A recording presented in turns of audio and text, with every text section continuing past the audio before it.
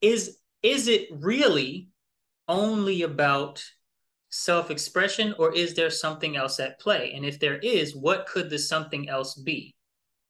Well, I think that self-expression is rooted in conclusions of what the self is. And when you conclude what the self is, you limit yourself. Does that make sense? When I tell you that God is a he and he is in the sky and he is judging you, doesn't that kind of put God in a box? Mm-hmm. You know? Okay, so are we, I guess what we're getting into talk about is labeling ourselves. What up, wide world? Soul Expression here, the host of the Expression of Love podcast. And today I am here to share with you an episode not of the Expression of Love podcast, but um, an episode of Let's Talk All Things LGBTQ plus. This is an episode put on by a woman named Annie. Annie is a very sweet person. And she put out a post on one of the Facebook groups that I'm a part of where people, propose that someone says, hey, you want to come on my podcast and talk about this and that. And so I saw Annie's post and I said, hey, yeah, I'd love to come on your show and talk about that. It was really important to me then. This was a couple months ago now that we recorded this episode. But it was really important to me to join in on the conversation because I feel like conservatives sometimes need to have open and friendly conversations where we can come together and talk with people who aren't necessarily extreme, but can stand to hear what we have to say about topics, relating to the LGBTQ plus community. And what I had to say, in, a bunch of different ways is that we're heading into a culture where we take our labels too seriously, where we conclude too fast that this or that is, quote, who I truly am. And we think that our pain is unique, meaning we when we feel pain, we feel like we're alone in that pain and that nobody else is experiencing the same thing or something very similar. And all of these things lead to destructive ways of thinking and destructive ways of behaving with your fellow man. I did not talk to Annie about, the morality behind homosexual sexual activity because one, I'm not particularly an expert in that subject, and two, I didn't feel the need to. It's not every homosexual podcaster that speaks to a conservative um, has to be subject to questioning absolutely everything, right? We can start with questioning some things and move on to questioning other things later. And yeah, man. Other than that, I hope that you guys enjoy this conversation. It was a very pleasant conversation all the way through. She definitely has a knack for listening thoroughly and responding um, appropriately, if you will, to everything that she hears. I really enjoyed this conversation, and I thank Annie for having me on. So here we go. Check it Okay. out. So welcome, Saul. Hey, thank you so much. I'm super glad to be here. Welcome to you too. Welcome to Yeah, this day. yeah, absolutely. And I really appreciate you taking the time out your really busy schedule because I know, as I said earlier, you're podcasting, you're coaching, you've got a whole load of stuff going on there. So I really appreciate the time. Yeah. Uh, Yeah. yeah, so I'd like to ask you a question I ask all my guests. So here we go. Let's jump in. If I were to give you a superpower right now, what would you want that to be and why? So this answer has always been this question has always been answered the same by me ever since I was probably 11, 12 years old when I was like, you know what? I would want that one. And I'm a millennial, so a lot more superhero movies in my generation than possibly in yours. Um, or at least, like very good special effects in our superhero movies. Absolutely. I totally agree with you there. There wasn't as much as that in the prehistoric era when I was growing up, you know. So one of my favorite movies was The Matrix. Actually, the whole trilogy. And at the very end of the first Matrix movie, Neo, he's on the phone and he's like, I'm gonna show these people something you don't want them to see. And what he does is he takes flight. And then, second movie and third movie, he's flying all over the place. But he takes flight, and that is, in my eyes, I'm a very philosophical thinker. A metaphor. It's a metaphor for freedom because um, just to give a little more context to this whole thought, he's able to see the code now, right? He's able to see through the wool that was previously pulled over his eyes, and he can see it. Even the other people that are quote unquote free can't see the code, not like him, right? Well, that's implied. And so, I mean, they can see it on computer screens in the real world, but they can't see it when they're in the matrix. They just see buildings and people and grass and whatnot.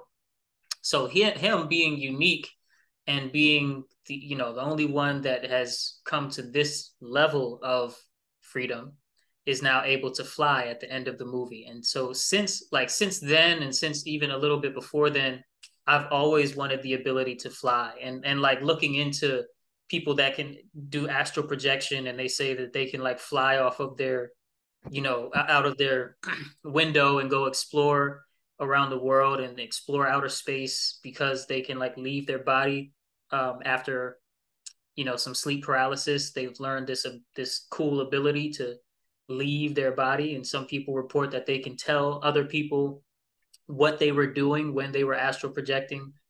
And Wow. it's like true, that's, yeah, I want to fly. So so when I pray for a superpower, I'm praying for that. Well, I can totally get that, so because the feeling of being able just to, as you say, fly out that window and go wherever you want and experience, everything that you want is just, yeah, that sounds amazing. Sounds amazing, yeah. Oh, okay. So, you responded to a question of mine asking for guests to come on the show, and one of the things that you talk about is being really curious. Yes, Yeah, absolutely. yeah. So I'm really curious what was it about my question, my advert that drew you to come onto this show? Well, I am so it's funny. I am currently going through how do I say this? I am currently experiencing a shift in my belief systems and political views. Hmm. And by political, what I really mean is what I think good influence is or may be, right? So I'm experiencing a shift, a rearranging and a rewording and a rebuilding Hmm. of my own beliefs, and I'm starting to see some code. Okay, so yeah, I'm curious now. Are Yeah, those beliefs, I guess, are that change in belief, is that because the original belief wasn't actually yours? It was someone else's that had given that belief to you? very good question. So as it's unfolding and blooming in its own time, I'm discovering which parts were mine and which parts were not. Because I say I'm experiencing a change in my beliefs. That doesn't mean absolutely everything is going from one extreme to the next. And that sometimes it's hard to be able to say things in shorthand and not sound like something is going from one extreme to the next. But it's really it's like an unfolding is happening where some things are shifting to be more solidified, and other things are shifting to change and to be either they're opposite or somewhere more in the middle. And a lot of things are moving to a category I'll put up here, which is just I don't know a damn thing. I have no idea, right? Can I Yeah, cuss on here? I'm sorry if I can't use profanity, then sorry about that. no, that's all right. That's absolutely okay. I'll just mark it explicit. And I love that you're going through that journey of sort of unfolding what beliefs are yours and what beliefs have been someone else's. Because I personally know that it can be a really difficult journey as you start to unpack all that and think, oh my, I don't believe that. That was someone else that really ingrained that in me. So I love that. Yeah. And there's, if I can add one more layer, and there's an element to it that you also have to come to grips with the fact that there has to be some instilling of values from your environment, right? Some instilling of beliefs from your environment, because beliefs and values and even the method of which you go to execute your plans to live your life, all of that helps you make sense of your existential question, why am I here? Right? Everybody experiences why am I here? This is a part of the probably the biggest part of being human, besides like having children, I guess, which that's debatable, but that's also a huge part. But the probably the biggest part of being human at all is why am I here? Because I mean, you look out and you're on a rock floating through space at incredible speeds, going nowhere. what, what are we doing? And a tiny, tiny rock at that. Right. Within a relatively small solar system, within a relatively small galaxy. What are we doing? What are we doing here? Yeah, it's a huge question, and I'm sure listeners have asked themselves that. I know I certainly have. So what's your answer to that? Hmm. Why are you here? And how does that fit in, I guess, to our conversation in the LGBTQ plus community? Okay. Okay. So I want to say why we are here, then I want to say why I am here. If that's fair. Okay. So and preface it with I really don't know, but this is what I've come to so far, and this will most likely should change over time.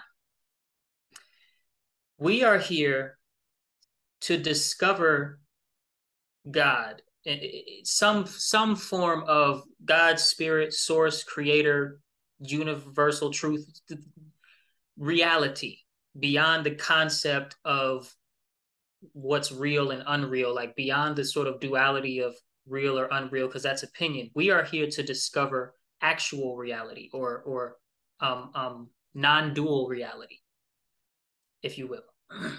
and and that comes with uh certain prerequisite realizations that sort of naturally unfold, really I would argue, in everyone's life, that comes to the conclusion that we're here for this reason that I just gave, to discover truth. And some of those are the fact that faith and power are only here in relation to pain and suffering, that pain and suffering are actually not a bad thing. um, that the unknown is more real than the known. And as a matter of fact, reality is not words anyway. And so, really, what is known at the end of the day, besides the holy uh, idea that I am, right? I am is known. That can be known because you can't deny that. Nobody, you would have to be here to say I am not here. So you know, you can't deny I am. But besides that, what really is known, you know? And that's not philosophical either. That's plain and simple. So, or I mean that in the plain and simple way. So we are here for that, to discover reality. And there are some other discoveries that come with that realization, as like prerequisites. Now, why am I here? I am here to mold myself into the example of what I want to be, or as close as I can get to it, so that I can create a positive influence on those around me. And I don't believe that that is what everybody is here to do, because I do genuinely believe, and not in a cynical way, that some people are here to play the bad guy, that some people are here to do evil and to be not remorseful and to be the example of the other side, you could say, of emotion and understanding, but I guess like non-understanding, right? So I think I am here though to be a vessel for a good example of interaction, and to pass that on to my future offspring. I don't have children now, but to do that, because I do really want to be a dad, and I am married, so it's coming soon, right? Coming soon. I like that. Now, how do these things relate to the subject of all things LGBTQIA, B, C, D, E, F, G? Well, even just looking at the acronym and its expansiveness, or the trend of its expansiveness, that uh, some say is ancient and some say is very new. And I think the execution of it is very new, although the concept of multiple forms of self-expression is obviously ancient. So uh, the way that that thing is expanding, not to say that thing to be insensitive, but just to have short words, the way that it's expanding is, it makes you curious. It's like, okay, what really is it really only about self-expression, or is there something else at play? And if there is, what could the something else be? Well, I think that self-expression is rooted in conclusions of what the self is. And when you conclude what the self is, you limit yourself. Does that make sense? When I tell you that God is a he, and he is in the sky and he is judging you, doesn't that kind of put God in a box? Mm-hmm. You know? Okay, so are we, I guess what we're getting into talk about is labeling ourselves, and from where you're seeing it is putting in a box. As the acronym gets longer and longer, people start identifying with how they feel, but at some level you're thinking that maybe they're putting themselves in a box. Yes. Yes, in general. But then there's a lot of arguments against that, and so if I can a little bit freely talk, Of course. because yeah, they're just my mind is firing. So yes, we are coming to conclusions about, because there's a lot of language, who I really am, my authentic self, stuff like that. And it's true. It's very, very true. The idea I am not my body, and I'm sort of beyond just this physical existence, just my skin color, just my breasts and my penis, for instance. I'm beyond these things. Okay, cool. But then what is happening, which makes me curious, is right after saying I am not my body, people are going to really hyper focus on their body, and they say, um, first of all, I'm going to wear this mask. I'm going to wear this sort of attire or this costume that is fully a physical expression of what they say is inside, but it has but when you ask them questions about it, all they answer is about outside things, about like stereotypically female or stereotypically male things, which are only seen on the surface. So it's a weird. It's hard to see this thing and not say. I think there's a disconnect somewhere because there would be less. If it was really about I am not my body, I am not this and that, there would be less of a need to wear to put it out there, to project what you're trying to express than there seems to be. Mm. Am I making sense? Because I'm trying to be sensitive to people's feelings and explain my point at the same time. Absolutely, and I respect that. And I'm thinking as you're talking, this expression has come from historically the culture around, I guess, suppression to not be your authentic self and not be, I mean, in some countries, one of my guests was talking about, there's still the death penalty for someone who, say, for example, identifies as gay. Right. So I'm wondering, historically, has that led to this feeling that people in the community really need to voice and express who they Mm-hmm. are to be seen and to be heard? Mm-hmm. Yeah. Um, yeah, the death penalty or even like the mob mentality Mm, that goes towards members of the especially I'll say the LGB community yeah, um, is is wrong. And and I think that human beings are collectively, especially here in the West, have been for the last, I don't know, 200 or so years, trying to bring awareness to this fact that human beings have this tendency to other group identities, and in the othering of them, you know, try to kill them off, and that's wrong. mm, And to stop that behavior, and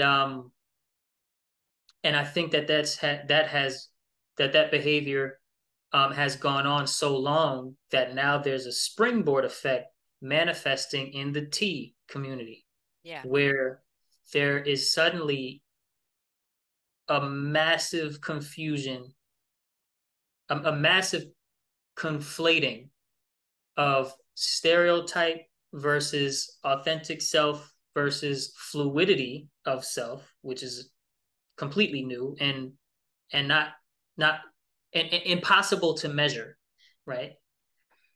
And I think these things are coinciding because of some of that oppression and suppression and the bad behavior. But here's the thing, though, Annie. Human beings biologically are animals.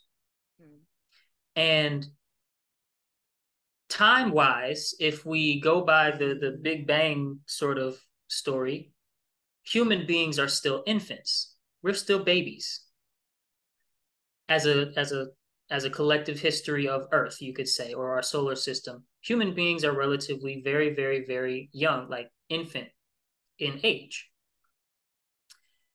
And when you look at slightly similar yet older species, like chimpanzees, for example, um, chimpanzees do almost everything we do. They go to war.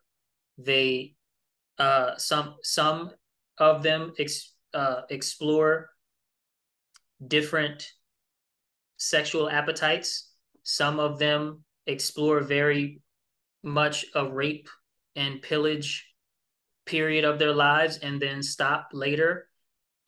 They gang up on each other sometimes, and they also pick leaders and they establish hierarchies. And all of these things that human beings do, the only thing they don't do is build buildings and work on computers, right? mm. Very true, yeah. Pretty much it. And so, but if you're a born chimpanzee, and if you're born and you don't adhere to the culture, you may be ripped apart. Yeah. And so this behavior of human beings to target and other things that we don't understand is not demonic, it's animal. Mm. Right. And it's not, and it's more than chimpanzee. For those to say, well, you're just singling out chimpanzee. No, it's in more animal kingdoms than just chimp. They're just really similar in terms of body and brain. So I'm using them. But no, it's animal to do that. And so understanding that and teaching our children that the world is not necessarily this super kumbaya, everybody's happy and everybody is joyful all of the time and peaceful all of the time place, and that we are learning as we go as a human family, that can sort of put into perspective why there are these bad behaviors that we should work to outgrow, and should put into perspective why the great leaders of the past were always talking unity. We're always talking something that had to do with coming together across languages, across cultures, across sexual preferences, and all of that, a unification of the human family, getting past concepts like race, class, and the like. So not getting rid of, but getting past them, because race, class, and the like, they can be useful to a point. They can be useful for communication purposes to a point. They can be useful for historical record keeping to a point. But then when it comes to interacting with an individual, we should be able to start putting those things aside and just be new and be fresh with the individual. Is my opinion. Yeah, and get to know the person. And I think that this is a huge theme that runs through the episodes that I've, sort of done so far is one, people just want to fit in. They don't want to be rejected. They just want to go out there and be their real, authentic self without judgment. And, as human beings, we want that connection.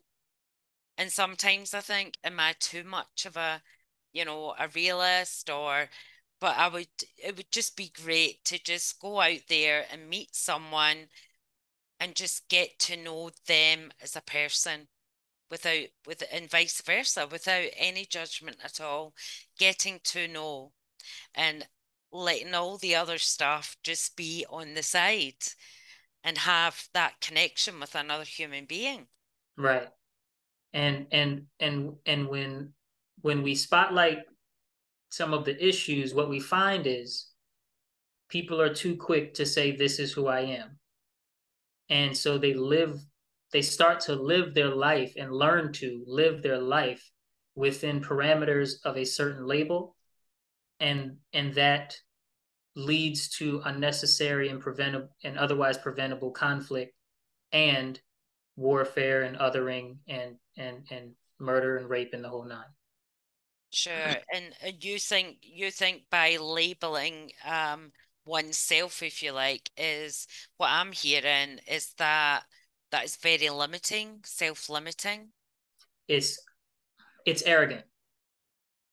It's arrogant. If I say if I put too much emphasis on the fact that I'm a male, that I'm black, that I'm college educated, then if it's too much, again, useful to a point, right? But if I put too much emphasis and I take those labels way too seriously and try to navigate my life within the parameters of those labels, then I'm definitely going to run into people who are not, first of all, who don't fall into the same labels because the world is full of diversity, and then also who do not agree with them. And since I'm taking them too seriously, I won't be able to meet one to one with a fresh mind and a fresh heart with the person who disagrees and come to common ground. Instead, I will go to war with this person. All right, good people, you should know what time it is. What time is it? It is time for the expression of rhyme. That's right. It is time for the expression of rhyme, even though this is not an episode of my own podcast. I am releasing it on my channel, and therefore it will have an interjected rap verse touching on one or more of the topics that I, as the guest and the host, are engaged in. This is like the longest verse that I've written for an expression of rhyme segment, but I guess I just had a lot to say. Hopefully, you guys can catch your favorite line and remember to comment it down below. Check it out. Oh, and before we get started, like and subscribe if you have not already had the chance. Did you think I wasn't finna take a minute to disseminate a message of my vision on a mission to eliminate the linguistical, unempirical nature of the label-driven doctrine they spill into the minds of the children? When they say that there's a lie you can live with, and the lie is that the world you were given was given so you can apply your resistance and rebel against your parents. They don't know nothing. Every time you feel pain, you should go jumping to conclusions. Propel your confusion, live in illusion. It's authentic when you don't trust in God. Look, we all feel pain in life, but you can't run away from hurt and still gain in life. It ain't about what you have, it's what you make in life. So don't fall so hard that you end up taking life. I'm taking flight to save children worldwide and spread the messages that I'm given from the divine. Your authentic self is not for you to decide. The Father knows you better than you'll ever know with pride. Take your time. Observe what your path has to offer. What you can't do by yourself, ask for help. Don't falter when the going gets tough. Notice the strength you can foster. The battle is the Lord's, but the choice is up to all the people trying to be sensitive, letting them call your children different pronouns and cross-dressing your daughters, castrating your sons with drugs, making them softer. You got to step in before they go any farther. Now, I'm not against people being attracted to same sex. I'm against people teaching children to praise sex and celebrate sexual concepts in schools. Plain and simple, mama didn't raise no fool. And thank you to Annie for today's conversation. It inspired these lyrics I'm throwing into rotation. So pass your favorite line around like it's a blunt. I'll see you all next time on The Expression of Love. Now back to your regularly scheduled programming. So it sounds like, in our world of human beings, there's various groups, if you like, not just LGBTQ plus, but various groups that have a real hard belief in something that is maybe limiting them to go out and experience the other groups in society. I think that's what I'm hearing you say. Yes. Yep. And then and we can look at specifics, right? Mm-hmm. The first thing that I started to, this was years ago, but I started to have a problem with, I worked in schools for about 7 years. I was a floating substitute in both Delaware, where I'm from, and Texas, where I am now in the United States. And as a floating substitute, I started to see more and more of the pride flags in classrooms, in first grade classrooms, like in very young, and then all throughout the class. And I have, hopefully I've conveyed so far, I don't have any problem with or fear of people that are attracted to the same sex by any means at all. But the only thing that a pride flag indicates is who you would like to go to bed with. That's it. There's no other significance to quote unquote pride. Mm. And so it's about who you have sex with. That's it. What else? It's not.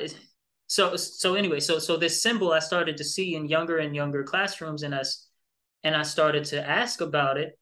And since some people take their labels too seriously, they hear a question and they want to go to war with me. Now, I wasn't attacked with physical violence, but a lot of defensiveness and a lot of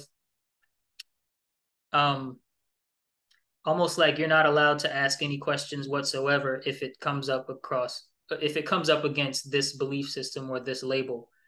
And then you try to ask administrators about it, and well, I mean, now there's even legislation, like they're called protected communities, I think, protected communities or protected something classes, right? No, something like that. They're protected by law. And it's just cute. It's like, it's a little weird. I know that, I know that there was a what was and is, I won't be insensitive. There was and is um othering when it comes to gay and lesbian and bisexual people, but protected class under law doesn't seem to, it's you're talking about sexual preference. It's not, you're not talking about an endangered species or some sort of, it doesn't it doesn't make sense to me. Okay. The law part of it, it doesn't make sense to me. And when we look at the T community, that is just getting out of hand. In my opinion, it's, again, everything in my opinion, and everything with the preface of I don't really know, I'm not God, I'm not the Sure. master of intelligence of the universe, but it's getting out of hand in my opinion. Okay. And I And do have some facts with me too. Yeah. yeah, I would like to hear more about that, but I'd like to take you back to Okay. the sort of teaching in schools. And I know certainly in the UK there was a piece of legislation came out called Section 28. I don't know if you're familiar with that, but that basically um banned teachers in schools talking about same-sex couples. So Okay. then through that there then became the demonstrations and protests to be saying, well, you know, this is my sexual preference. Why can that not be talked about in school? To then prevent, younger children thinking there's something wrong with them, and even, and at the other end of the scale, committing suicide because they think they're not normal in Right. inverted commas. Well, well, let's if we slow we I mean whoever, right? If we slow down a little bit and we look at that, there's a disconnect because someone is saying, well, that's my sexual preference. Why and then they immediately say if it's not taught, then kids that share this sexual preference will think that something is wrong with them. And it's like, why are kids thinking of sexual preference? Mm. Like, Did can we slow down? Like, can we slow Yeah. down and stop sexualizing children, maybe by accident or by mistake? Stop doing that and just say, well, what is coming about that we're just assuming that kids are taking their sexual preference very seriously at Mm. these ages in the Yeah. first place?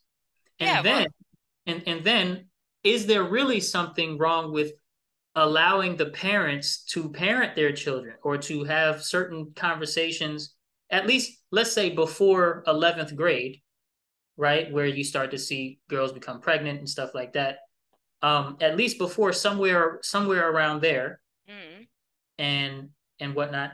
Why are we assuming that just not teaching about it, just not having it included, means we're teaching that it's bad? Why are we making that connection? Like, mm, are we actually saying that this is bad by not having it embedded in the curriculum? It is much more normal, or much more normal and biologically natural to end up a heterosexual adult, to wind up not by trying to a heterosexual adult. That there's no denying that this is not just human, this is all animals pretty much across the world. It's much more of them come together with their sexual opposite and make offspring the normal natural way.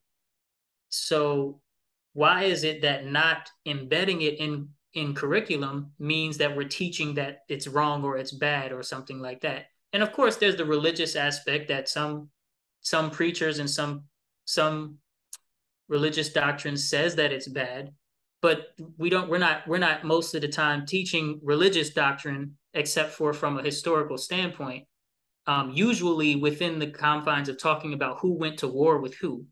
Okay, in the classroom, we're not talking about we're not reading chapters of the Bible in the classroom. We're not doing that. So how, where are these connections coming from where not having it in the curriculum means we're saying it's bad, Mm.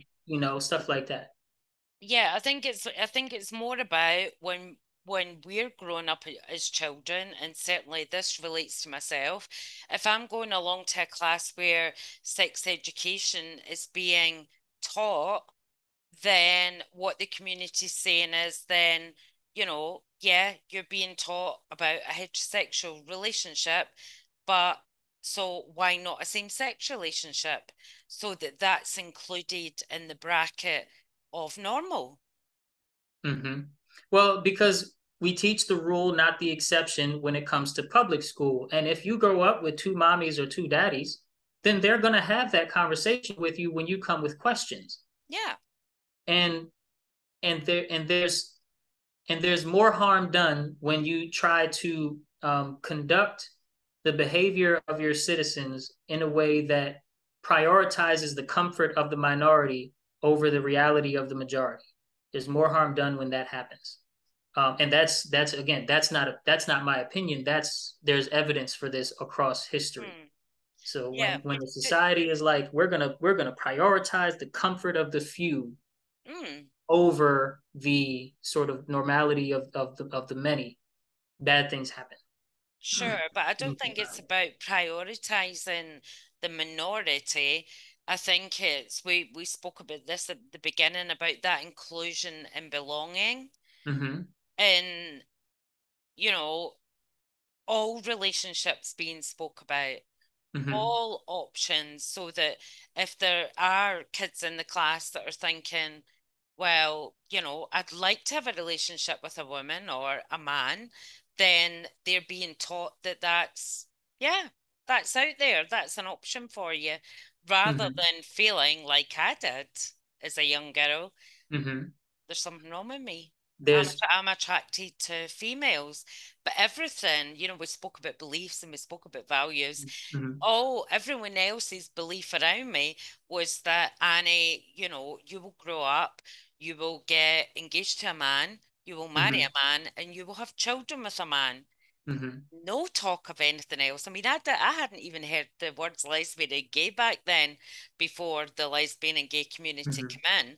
But if I had been that young girl sitting in the class, being aware, just being aware that being able to have a relationship like with a woman was a possibility, then the amount of heartache that I could have stopped in my life Mm-hmm. is, it just goes without saying. I got married, I've I had love that children. you I'm sorry. I'm sorry to cut in, but I love that you just brought up the heartache aspect, because that's very real and that's very relevant to my premise here.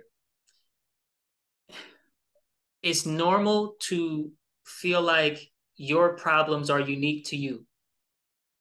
It's normal for me to feel like my depression is worse than everybody else's and is unique to me.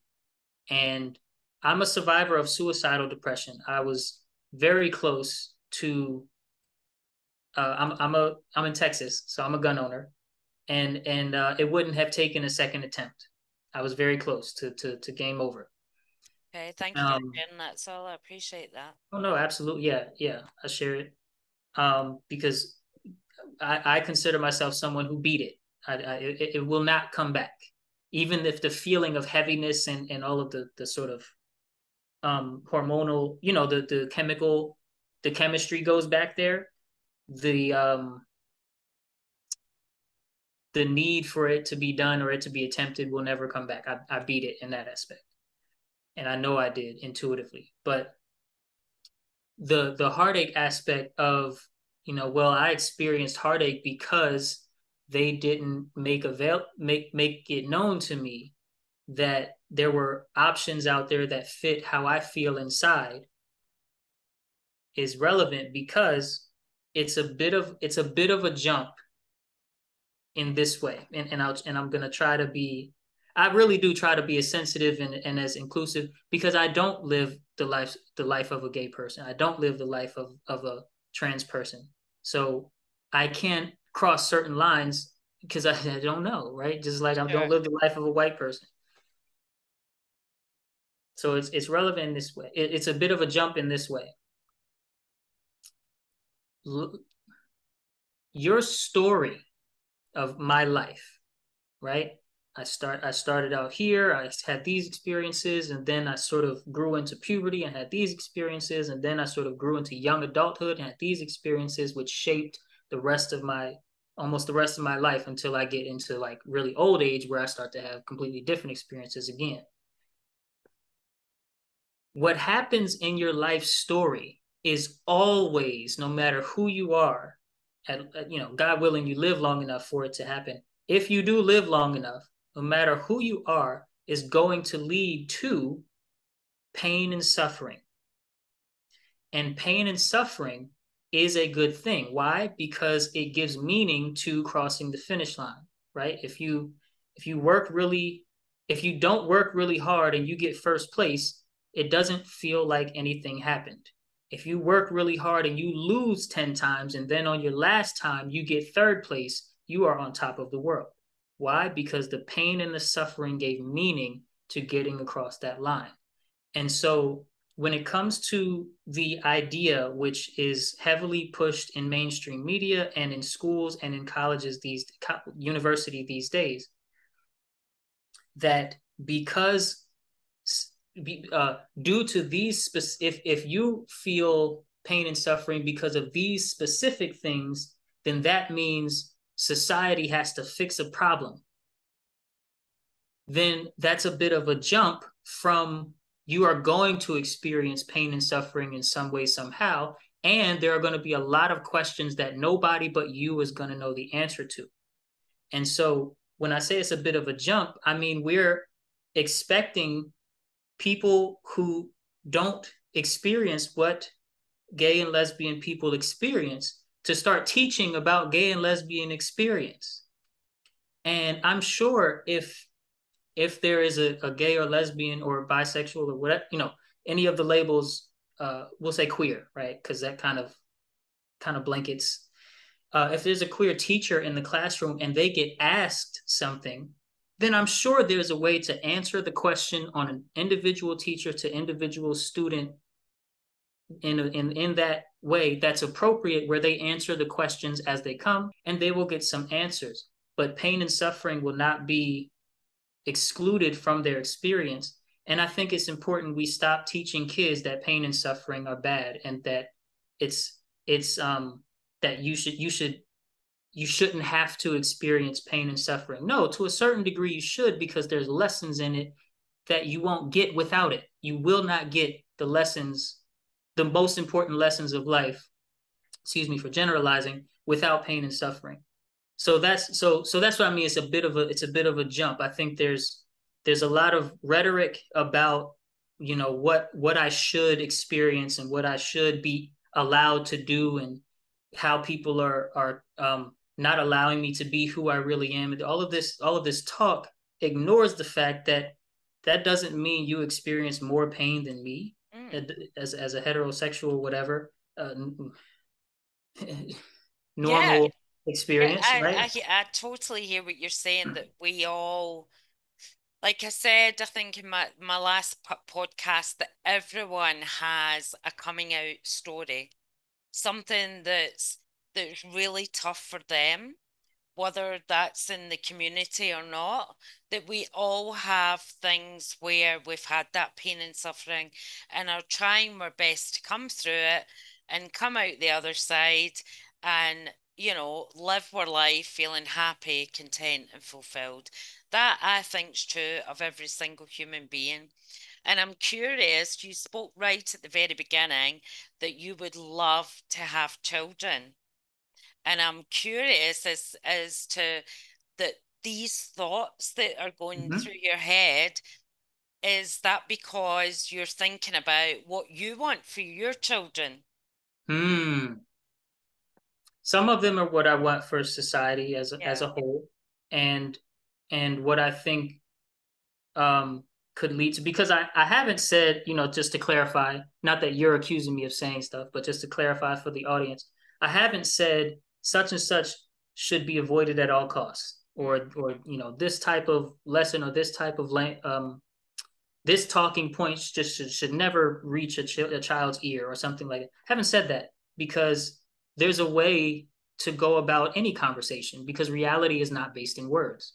So, or not, it's not words at all. Words are a way of exploring reality, but the reality itself is never words. So I don't think that you have to shield children from things in the absolute kind of way. What I do think is that for the last maybe 50 50 or so year, and this is limited research. I'm looking more into it every day, but for the last, well, I'll limit it to 60 years or so.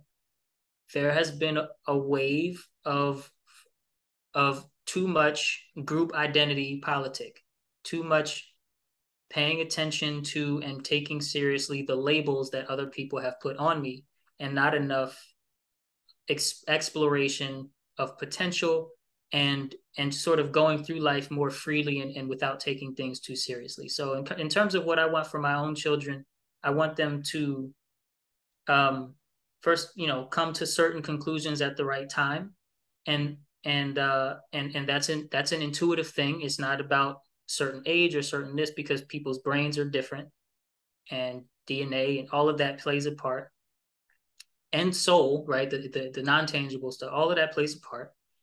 But I also would would encourage parents to do more parenting, to not give your child completely up to the school system and to the governing body, but to do more, to be more involved in shaping how they learn how to think, not necessarily always what they think. Some of that has to be included because they have to make sense of the world, but mostly how they learn to think, right? Thinking about their own thinking.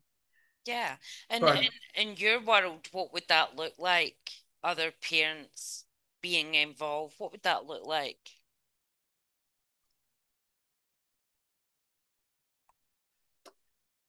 I can answer that in some things that I've seen, by Okay. way of exploring some things that I've seen. I've been in places where there's extreme poverty, and kids come home from school, some of them as young as in third grade, and they already have a house key. So they're walking home in an unsafe environment. They come in, mom is home, most likely dad is not, and she's probably on some sort of welfare, works part-time, but receives money from the government. They sit their kid in front of a television, throw him a Capri Sun, and tell him to shut up and don't bother me. That is a big problem. Not only is fatherlessness a huge problem, but just the relying too much on, again, the governing body and the public school system, or the charter school system, which it's still public school, um, is a big problem. And when there are social movements that seem good on the surface but have long-term consequences that come about, if you're not involved in your child's ability to think and developing your child's ability to think about their own thinking, then they become susceptible. It's like that old saying, if you stand for nothing, you'll fall for anything. And so being involved means adhering to that wisdom. If my child grows up and doesn't really take a stance on anything at all, then they're susceptible. Then I am, as a parent, leaving them more susceptible to fall for anything. And then there's the example aspect, right? That kids follow your example, not your instruction. So if you do happen to be in a stable, or as close to stable of a romantic relationship of any kind, like I said, two moms and two dads included, right? Stuff like that included. Um, then being a good example of what romantic love can blossom into, of what compassion and understanding and healthy disagreement can turn into for them later. So, like, being an example of cleaning your room and making your bed in the morning, and washing your clothes and washing the dishes, and doing things that are mundane and routine and boring, but are important for a healthy lifestyle and a healthy environment, And then also maybe if it's possible for you, being an example of being in a community, knowing the other parents in the neighborhood and talking with them and knowing whose kids your child is hanging out with and what their habits are to a degree where you're not being intrusive, but you just, you're able to observe at the playground, for instance, stuff like that. So being the example, being involved means all of that, reading to them, stuff that is good. Yeah, That's what that looks to like to bring me. about a good, inclusive, healthy society. Yeah. Yeah, Oh, and one last thing, seeing things that you don't agree with and being able to articulate your own thinking about your own thinking, right? yeah, Because a yeah, lot of people they'll be around their kids and let's say the news will be on and all they're doing is screaming at the TV. They're screaming in disagreement with what's going on or in agreement with the disagreement that's going on the television. And that's not a good example of being able to articulate, I disagree with something, and yeah. here's my reason why. And then maybe having a conversation with them about something they have no idea what you're talking about, but it's an example of how to disagree or how to be civil, if you will. Sure, and about understanding, I mean, as coaches, sometimes we talk about our map of the world. Like we have our own map of the world, but that applies to every individual on planet Earth as well. And standing back and respecting that because that makes sense in your map of the world, it might not in someone else's, but Yeah. being healthy and having that healthy discussion instead of that fighting and that war. Yeah. So I have really, really enjoyed this conversation. Me too. Yeah, I think it's a wrap, but I really could go on for hours speaking to you. But one thing, what message would you like to leave our listeners with? I'll tell you what love is to me. Love is the coming together of true understanding and joy. When I say joy, I mean joy as a way of life, a choice, and sometimes a feeling. The feeling is not reliable. The way of life is only sometimes reliable, but the choice is 100% reliable. So joy, the choice, the life, the way of life, and the feeling combined is what I mean by joy. And what I mean by true understanding is understanding that is beyond words. So either understanding that you don't understand or understanding that you do understand but you don't know why, and understanding that you do understand and you do know why. So true understanding and joy, that meeting place is love. And so that goes beyond just romantic love, although it includes it. It goes beyond just religious or spiritual love, but it includes it. It goes beyond just material and success-based love, but it includes it, and all things in between.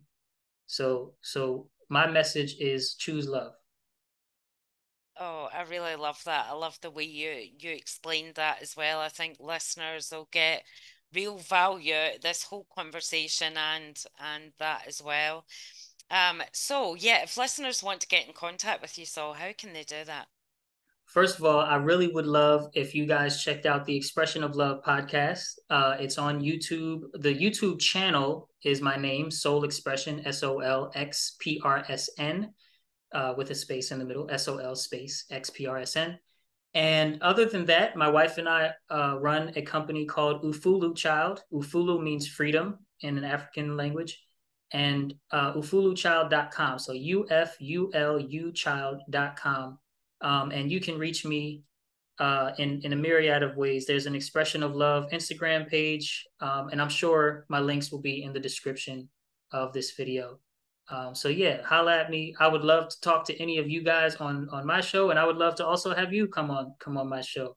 And I would On love to this be day. on your show, yeah. And I'll definitely make sure that all your links are in the description so that people can get in touch with you. And thank you so much again.